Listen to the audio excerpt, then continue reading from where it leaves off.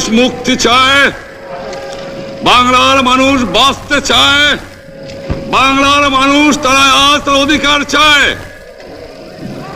কিন্তু দুঃখের বিষয়, আজ দুঃখের সঙ্গে বলতে হয় 23 বছরের করুণ ইতিহাস, বাংলার অত্যাচারের, বাংলার মানুষের রক্তের ইতিহাস, 23 বছরের ইতিহাস, মুমূর্ষ নরনারীর আর্তনাদের ইতিহাস, বাংলার ইতিহাস, এদেশের মানুষের রক্ত দিয়ে রাজপথ অঙ্কিত করার ইতিহাস। 1952 সালে রক্ত দিয়েছি, 1954 সালে নির্বাচনে জয়লাভ করেও আমরা গদিতে বসতে পারি নাই। 1958 সালে আইয়ুব খান মার্শাল ল জারি করে 10 বছর পর্যন্ত আমাদের গোলাম করে রেখেছে। 1967 সালে 6 দফার আন্দোলনে 7ই জুনে আমার ছেলেদের গুলি করে হত্যা করা হয়েছে। 1969 আন্দোলনে আইয়ুব খানের পতন হওয়ার পরে যখন ইয়াহিয়া খান সাহেব সরকার নিলেন, তিনি বললেন দেশে শাসনতন্ত্র দেবেন, গণতন্ত্র দেবেন, আমরা মেনে নিলাম। তারপরে অনেক ইতিহাস হয়ে গেল, নির্বাচন হলো। আপনারা জানেন দোষ কি আমাদের? আজকে আমি প্রেসিডেন্ট ইয়াহিয়া খান সাহেবের সঙ্গে দেখা করেছি, আপনারা জানেন, আলাপ আলোচনা করেছি। আমি শুধু বাংলার নয়, পাকিস্তানের মেজরিটি পার্টির নেতা হিসাবে তাকে অনুরোধ করলাম 15ই ফেব্রুয়ারি তারিখে আপনি জাতীয় পরিষদের অধিবেশন দেন। তিনি আমার কথা রাখলেন না, তিনি রাখলেন ভুট্টো সাহেবের কথা। তিনি বললেন প্রথম সপ্তাহে মাসে হবে, তিনি মানে নিলেন। আমরা বললাম ঠিক আছে, আমরা অ্যাসেম্বলিতে বসবো, আমরা আলোচনা করব। আমি বললাম বক্তৃতার মধ্যে, অ্যাসেম্বলির মধ্যে আলোচনা করব। এমনকি আমি এ পর্যন্ত বললাম যদি কেউ ন্যায্য কথা বলে, আমরা সংখ্যায় বেশি হলেও একজন যদিও সে হয়, তার ন্যায্য কথা আমরা মেনে নেব। আসুন বসি, আমরা আলাপ করে শাসনতন্ত্র তৈরি করি। তিনি বললেন পশ্চিম পাকিস্তানের মেম্বাররা যদি এখানে আসে তাহলে কসাইখানা হবে অ্যাসেম্বলি। যদি কেউ অ্যাসেম্বলিতে আসে তাহলে পেশোয়ার থেকে করাচি পর্যন্ত দোকান জোর করে বন্ধ করা হবে, তারপরেও যদি কেউ আসে তাকে সন্ন্যাসার করা হবে। আমি বললাম অ্যাসেম্বলি চলবে। তারপরে হঠাৎ 1 তারিখে অ্যাসেম্বলি বন্ধ করে দেওয়া হলো। কি পেলাম আমরা? আমার পয়সা দিয়ে অস্ত্র কিনেছি বহিঃশত্রু আক্রমণ থেকে দেশকে রক্ষা করার জন্য। আজ সেই অস্ত্র ব্যবহার হচ্ছে আমার দেশের গরিব দুঃখিনী অস্ত্র মানুষের বিরুদ্ধে, তার বুকের উপরে হচ্ছে গুলি। আমরা পাকিস্তানের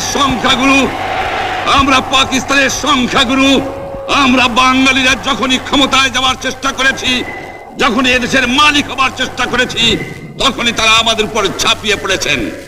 তারা আমাদের ভাই। আমি বলেছি তাদের কাছে এই কথা যে আপনারা কেন আপনার ভাইয়ের বুকে গুলি মারবেন? আপনাদের রাখা হয়েছে যদি বহিঃশত্রু আক্রমণ করে তার থেকে দেশটাকে রক্ষা করার জন্য। তারপরে উনি বললেন যে আমার নামে বলেছেন, আমি নাকি বলে স্বীকার করেছি যে 10ই তারিখে রাউন্ড টেবল কনফারেন্স হবে। আমি উনাকে একথা বলে দেবার চাই, আমি তাকে তা বলি নাই। টেলিফোনে আমার সঙ্গে তার কথা হয়। তাকে আমি বলেছিলাম, জনাব ইয়াহিয়া খান সাহেব, আপনি পাকিস্তানের প্রেসিডেন্ট, দেখে যান, ঢাকায় আসেন কিভাবে আমার গরিবের উপরে, আমার বাংলার মানুষের বুকের উপরে গুলি করা হয়েছে, কি করে আমার মায়ের কোল খালি করা হয়েছে, কি করে মানুষকে হত্যা করা হয়েছে। আপনি আসুন, দেখুন, বিচার করুন, তারপরে আপনি ঠিক করুন। আমি এই কথা বলেছিলাম।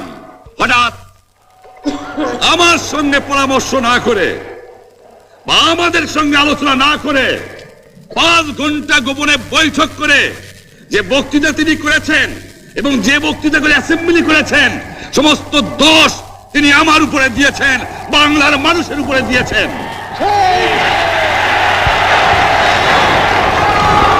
আমি পরিষ্কার মিটিংয়ে বলেছি যে এবারের সংগ্রাম আমার মুক্তির সংগ্রাম, এবারের সংগ্রাম স্বাধীনতার সংগ্রাম। ভাইরা আমার, 25 তারিখে অ্যাসেম্বলি কল করেছে, রক্তের দাগ শুকায় নাই। আমি 10 তারিখে বলে দিয়েছি যে ওই শহীদের রক্তের উপর দিয়ে পাড়া দিয়ে আরটিসিতে মুজিবুর রহমান যোগদান করতে পারে না। অ্যাসেম্বলি কল করেছেন, আমার দাবি মানতে হবে। প্রথম, সামরিক আইন মার্শাল ল উড্র করতে হবে। সমস্ত সামরিক বাহিনীর লোকদের ব্যারাকে ফেরত দিতে হবে। যেভাবে হত্যা করা হয়েছে তার তদন্ত করতে হবে। আর জনগণের প্রতিনিধির কাছে ক্ষমতা হস্তান্তর করতে হবে। তারপরে বিবেচনা করে দেখব আমরা অ্যাসেম্বলিতে বসতে পারবো কি পারবো না। এর পূর্বে অ্যাসেম্বলিতে বসার অ্যাসেম্বলিতে বসতে আমরা পারি না। জনগণ সে অধিকার আমাকে দেয় নাই।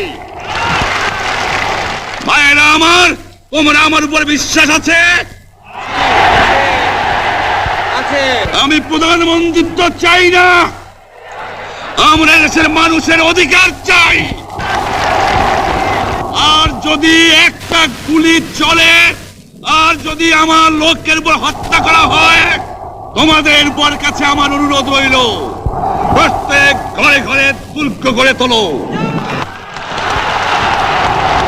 তোমাদের যা কিছু আছে তাই নিয়ে শত্রুর মোকাবেলা করতে হবে। এবং জীবনের তরে রাস্তাঘাট যা যা আছে সব কিছু আমি যদি হুকুম দেবার নাও পারি, তোমরা বন্ধ করে দেবে। তোমরা আমার ভাই, তোমরা ব্যারাকে থাকো, কেউ তোমাদের কিছু বলবে না। কিন্তু আর আমার বুকের উপর গুলি চালাবার চেষ্টা করো না, ভালো হবে না। 7 কোটি মানুষকে চাপায় রাখতে পারবো না। আমরা যখন মরতে শিখেছি তখন কেউ আমাদের দবাতে পারবে না।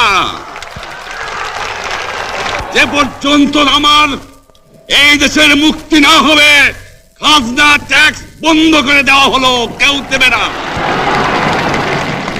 তবে আমি অনুরোধ করছি, আপনারা আমাদের ভাই, আপনারা দেশকে একেবারে জাহান্নামে ধ্বংস করে দিয়েন না। জীবনে আর কোনোদিন আপনাদের মুখ দেখা দেখি হবে না।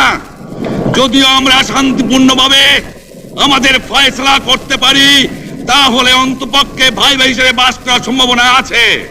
সেই জন্য আপনাদের অনুরোধ করছি, আমার এই দেশে আপনারা মিলিটারি শাসন চালাবার চেষ্টা আর করবেন না। দ্বিতীয় কথা, প্রত্যেক গ্রামে, প্রত্যেক মহল্লায়, প্রত্যেক ইউনিয়নে, প্রত্যেক সাব ডিভিশনে আওয়ামী লীগের নেতৃত্বে সংগ্রাম পরিষদ গড়ে তোলো এবং তোমাদের যা কিছু আছে তাই নিয়ে প্রস্তুত থাকো। মনে রাখবা, রক্ত যখন দিয়েছি, রক্ত আরো দেব। এদেশের মানুষকে মুক্ত করে ছাড়বো ইনশাআল্লাহ। এবারে সংগ্রাম আমাদের মুক্তির সংগ্রাম, এবারে সংগ্রাম স্বাধীনতার সংগ্রাম। আপনারা আমার উপরে বিশ্বাস নিশ্চয়ই রাখেন। জীবনে আমার রক্তের বিনিময়েও আপনাদের সঙ্গে বেঈমানি করি নাই। প্রধানমন্ত্রিত্ব দিয়ে আমাকে নিতে পারে নাই, ফাঁসি কাস্টে আসামি দিয়ে আমাকে নিতে পারে নাই। যে রক্ত দিয়ে আপনারা আমাকে একদিন জেলের থেকে বার করে নিয়ে এসেছিলেন, এই রেসকোর্স ময়দানে আমি বলেছিলাম আমার রক্ত দিয়ে আমি রক্তের ঋণ শোধ করবো, মনে আছে? আমি রক্ত তোমার জন্য প্রস্তুত। আমাদের মিটিং এইখানেই শেষ। আসসালামু আলাইকুম। জয় বাংলা।